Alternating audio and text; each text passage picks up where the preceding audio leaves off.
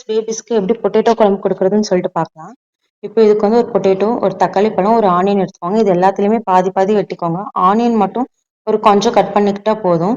இப்போ குக்கர் நல்லா சூடானதும் ஆயில் ஊற்றி கடுகு போட்டுக்கோங்க. கடுகு வெடிச்சதும் நம்ம கட் பண்ணியிருக்க பெரிய வெங்காயத்தை அது கூட சேர்த்துக்கோங்க. இப்போ வெங்காயம் நல்லா வதங்கினதுக்கு அப்புறமேட்டுக்கு நம்ம கட் பண்ணியிருக்க அரை தக்காளி பழத்தை இது கூட சேர்த்துக்கோங்க.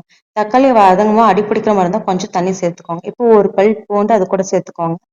இது கூட உங்களுக்கு தேவையான அளவுக்கு உப்பு, அரை டீஸ்பூன் மிளகாத்தூள், அப்புறம் கொஞ்சமா மஞ்சத்தூள் சேர்த்துக்கோங்க. இப்போ இது எல்லாத்தையுமே நல்லா கிளறி விட்டுட்டு நம்ம கட் பண்ணி வச்சிருக்க உருளைக்கிழங்கு இது கூடவே சேர்த்துட்டு இந்த மசாலாவோட நல்லா இந்த உருளைக்கிழங்கையும் நல்லா பிரட்டி எடுத்துக்கோங்க. இப்போ இது கொஞ்சம் வணங்கினதுக்கு அப்புறமேட்டுக்கு உருளைக்கிழங்கு மூழ்கிற அளவுக்கு தேவையான அளவுக்கு தண்ணி ஊற்றிக்கோங்க. தண்ணி ஊற்றிட்டு கடைசியாக இது கூட ஒரு பிஞ்ச் அளவு பெருங்காயத்தூள் சேர்த்துக்கோங்க. இப்போ வந்து குக்கர் க்ளோஸ் பண்ணி வச்சு ஒரு 4 விசில் விடுங்க.